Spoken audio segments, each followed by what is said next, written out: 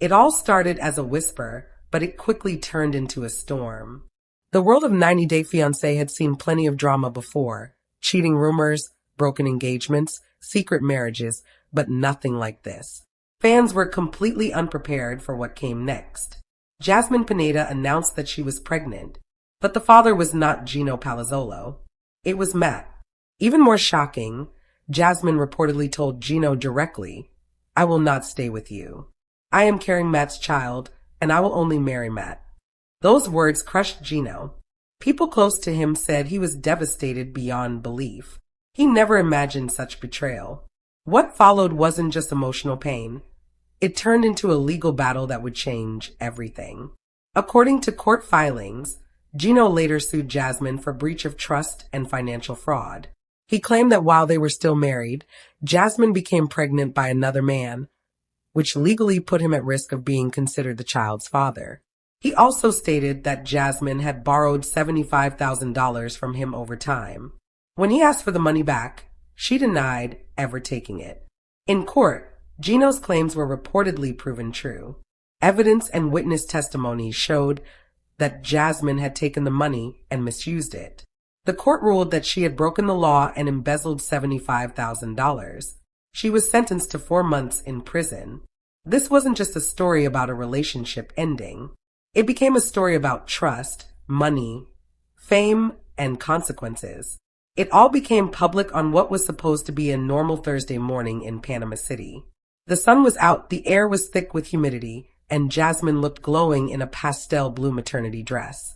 Cameras were rolling for a short promotional shoot for her upcoming beauty line.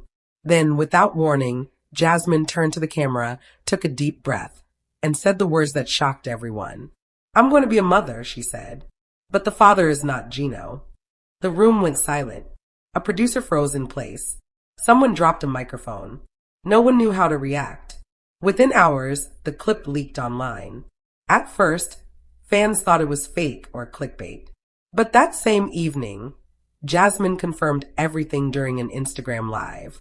Her voice was calm and firm. "I will not stay with Gino," she said. "I am carrying Matt's child, and I will only marry Matt." At that moment, Gino's world fell apart. People close to him said he shut down completely. His phone wouldn't stop ringing. Producers, friends, reporters, but he didn't answer. He sat alone in his Michigan apartment, replaying the video again and again, hoping it was some kind of cruel joke. It wasn't. By the end of the day, social media exploded. Hashtags trended. YouTubers posted reaction videos. Reddit threads filled with theories. Even insiders at TLC were scrambling to understand how everything had spiraled so fast. Behind all the noise was a painful truth. Jasmine's announcement wasn't sudden. It had been planned. Sources later claimed that Jasmine and Matt had been in contact for weeks. They reportedly reconnected during an influencer event in Miami and grew emotionally close long before the breakup. When Gino allegedly discovered messages between them, he confronted Jasmine privately. She denied everything, until the day she confessed on camera. That moment wasn't just a breakup. It was Jasmine publicly cutting ties with her past life. What she didn't realize was that her words, spoken on camera, would later be used as key evidence in court. After the announcement, Gino disappeared from public view. He stayed inside his apartment in Canton, Michigan. Curtains closed. Lights off. The only light came from his phone as he replayed Jasmine's words again and again. Friends tried to reach him. Producers checked in. His sister even came to see him, but Gino couldn't face anyone. He barely ate. He barely slept. He stopped working. Photos from happier times surrounded him. Beach trips, engagement dinners, memories that now felt like proof of a lie. The pain wasn't just private. It was public. The world knew about Jasmine's betrayal before Gino could even process it himself. By the third day, paparazzi camped outside his building. Media outlets wanted statements, but Gino stayed silent. The man who once shared everything on reality TV now wanted to disappear. In private, though, Gino began digging into the past. He reviewed bank statements, emails, and messages. That's when he noticed things he couldn't ignore. Hotel charges in Miami. Payments to luxury spas under Jasmine's name. multiple money transfers adding up to $75,000, all during the time Jasmine had told him they were saving for their wedding. He remembered asking her about the expenses once. She had laughed and said it was for a honeymoon surprise. Now, seeing the truth, Gino felt humiliated and angry. A close friend later said that was the night Gino finally said it out loud. "I'm going to sue her." Before the lawsuit came grief. Real, painful grief. At one point, Gino reportedly called Jasmine's mother in Panama, desperate for answers. Her response was cold. "She has moved on," she said. "You should too." That was the moment Gino realized the relationship was truly over. In the weeks that followed, he withdrew from filming, from friends, and from public life. But behind the scenes, he was gathering evidence. He wasn't just angry anymore. He was prepared. Gino Palazzolo was done being the victim. And soon, the same cameras that once captured his heartbreak would capture the fallout. The truth about Jasmine and Matt's relationship didn't come out all at once. It slowly surfaced, piece by piece. Fans first noticed blurry photos of Jasmine and Matt together at a Miami influencer event. At first, no one thought much of it. Reality stars often attend the same events. But something felt off. In one photo, Matt's hand rested on Jasmine's lower back. In another, they were laughing closely together. For longtime fans, the body language said everything. According to insiders, Jasmine had been invited to a luxury skincare launch. Matt, who had recently become a brand ambassador for the same company, was also there. It started with friendly conversations, shared stories, late-night industry dinners, and somewhere along the way, everything crossed a line. Between champagne toasts and a private afterparty, the lines slowly blurred. Jasmine later claimed that Matt was someone who truly understood her, someone who listened without judgment. At the time, she said she was struggling deeply in her relationship with Gino. She described him as emotionally distant and overly controlling. Matt, by contrast, felt different to her. He was charming, attentive, and closer to her in age and lifestyle. He made her feel seen. By the end of that weekend in Miami, the two were inseparable. Sources close to the production crew said Jasmine and Matt were seen leaving the hotel together more than once. One witness even claimed they saw them holding hands by the pool at around 2 a.m. When Gino later asked Jasmine about the trip, she laughed it off. "You're overthinking," she told him. "It's just work." But the messages told a different story. Leaked screenshots, which later became part of the court evidence, showed Jasmine texting Matt late at night. In one message, she wrote, "You make me feel alive again. I wish I could stay in Miami forever with you." These messages were dated weeks before her public breakup announcement. As time went on, the affair grew deeper. Jasmine and Matt began meeting secretly during filming breaks, always using influencer work or brand meetings as an excuse. What started quietly soon became impossible to hide. One insider described them as addicted to each other. "They acted like teenagers sneaking around," the source said. "They thought they were smarter than everyone else. They weren't. It was only a matter of time before the truth came out." That moment came when Miami hotel staff reportedly sold security footage to a gossip outlet. The footage showed Jasmine and Matt entering the same hotel suite hours apart and leaving together the next morning. The clips went viral within hours. Fans were divided. The internet was brutal. And for Gino, the betrayal was now undeniable. In public, Jasmine tried to frame the situation as a misunderstanding. But in private, she had already crossed a line that could never be erased. And when that line led to a positive pregnancy test weeks later, everything changed. The morning after Jasmine's confession, the internet wasn't just awake, it was on fire. Every entertainment site, gossip page, and fan blog carried the same story. Jasmine Pineda was pregnant, and the father was not Gino. It was Matt. Within hours, hashtags like Justice for Gino and Jasmine Exposed began trending worldwide. Reddit threads exploded as fans analyzed old episodes, interviews, and social media posts. TikTok creators flooded the platform with reaction videos, emotional breakdowns, and theories. Many fans who once loved Jasmine for her honesty now turned against her. "She played Gino like a fool," one comment read. "How could she do this on camera?" another asked. The betrayal is unreal. Even former 90 Day Fiancé cast members weighed in. Some defended Jasmine, saying love can't be controlled. Others were far more direct, calling her actions calculated and cruel. For TLC, the situation was chaos. Ratings for the next episode surged, and producers held emergency meetings about filming a special follow-up episode. But behind the scenes, fear set in. A lawsuit was possible, and the show's reputation was at risk. Meanwhile, Jasmine and Matt attempted to go public. They posted a single photo together, her head resting on his shoulder, both smiling softly. The caption read, "Love isn't always perfect, but it's always real." The response was overwhelming. In less than 24 hours, the post received over 1.2 million comments, most of them harsh. People accused them of destroying a man's life for fame. Others demanded TLC cut ties with them completely. Matt, once known as a quiet background figure, quickly became one of the most disliked people on social media. Sponsors dropped him. A fitness brand partnership was canceled within a week. Jasmine's career also took a hit. Her beauty line began to suffer. Stores quietly removed her products from shelves. Online sales dropped sharply. Influencer friends distanced themselves. The biggest blow came when a Panamanian television network aired an investigative segment titled The Double Life of Jasmine Pineda. They interviewed former friends, employees, and even family members. One claimed Jasmine always chased comfort over commitment. Another said she's not evil. She's just addicted to being adored. In Michigan, Gino watched everything unfold. The anger inside him was no longer hidden. Friends said he began keeping a notebook, carefully writing down every transaction, message, and gift he had ever given Jasmine. He wasn't just heartbroken anymore. He was preparing for war. Away from the spotlight, Jasmine's life began to fall apart. Paparazzi followed her constantly. Old friends leaked private photos.